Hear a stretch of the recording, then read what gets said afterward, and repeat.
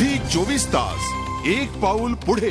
गेल्या वर्षी दुष्काळाचा फटका बसलेल्या जालना वासियांसाठी मात्र एक गुड न्यूज आहे। जालना जिल्ह्यात गेल्या 3 दिवसांपासून सुरू असलेल्या पावसामुळे जिल्ह्यात यावर्षी तयार करण्यात आलेले शिरपूर पॅटर्न पद्धतीचे बंधारे हे गच्च भरले।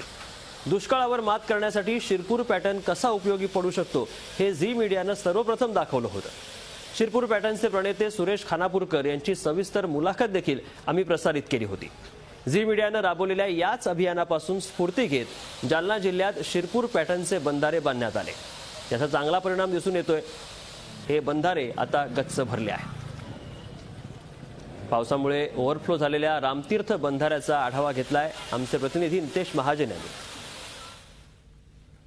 मी आता उभा आहे जालना शहरातल्या रामतीर्थ स्मशानभूमीजवळ निर्माण केलेल्या एका बंधाऱ्याजवळ। तुम्ही बघू शकता या बंधाऱ्यामध्ये अतिशय मोठ्या प्रमाणात पाणी आलेलं आहे। शिरपूर पॅटर्न पद्धतीचा हा बंधारा आहे। 20 कोटी लिटर क्षमता या बंधाऱ्याची आहे।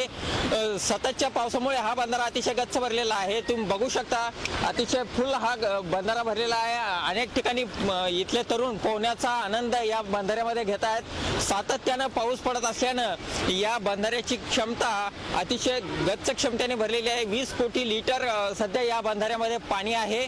झी 24 तासने जालना जिल्ह्यामध्ये शिरपूर पॅटर्नचे बंधारे उभारण्याचं आवाहन केलं होतं। त्याला साथ घालत शिवसेनेच्या वतीने हा बंधारा बांधण्यात आलेला आहे। गेल्या वर्षी दुष्काळाचा मोठा सामना जिल्ह्याला करावा लागला होता, परंतु आता या वर्षी झालेल्या पावसामुळे आता जालनेकरांनी जे प्रकल्प राबवले होते किंवा जे लोकसहभागातून बंधारे झाले त्याला कुठेतरी यश मिळाल्याचं दिसतंय। Nitesh Mahajan, Zee media, Jalna. Zee 24 तास एक पाऊल पुढे।